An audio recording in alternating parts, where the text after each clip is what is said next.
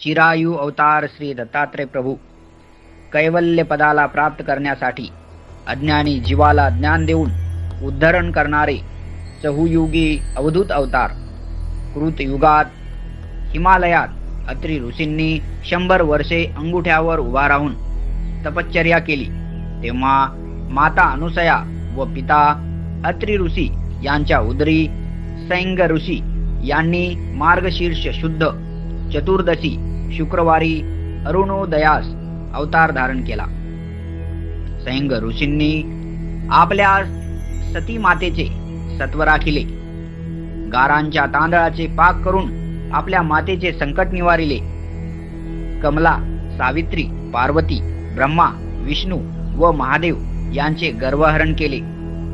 सह्याद्री पर्वतावर दैवल्य ऋषींचे गर्वहरण करून देवदेवेश्वरी येथे गगनचुंबी लिंग वाढलेले आऊट हात ठेवून भेटीची साक्ष राहू दिली व अखंड निद्रेसाठी येऊ असा वरदान दिला।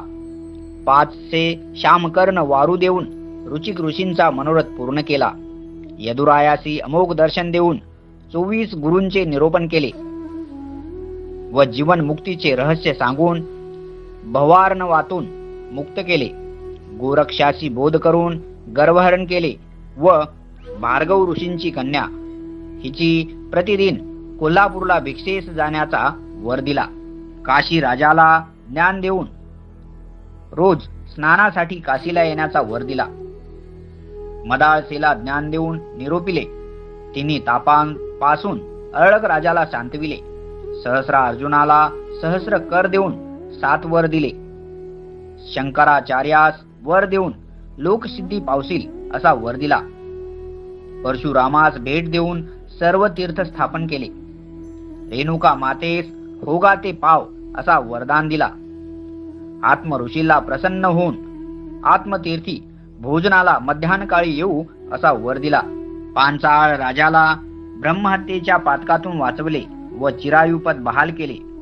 असे श्री दत्तात्रय प्रभू महाराज देवादिदेव परमपिता आमचे पण विघ्न संकट दुःख हरावे, कैवल्य पदासाठी प्राप्त करावे, उद्धरण करावे, आमच्या या अपराधास क्षमा करावी, आमचा मनोरथ पूर्ण करावा।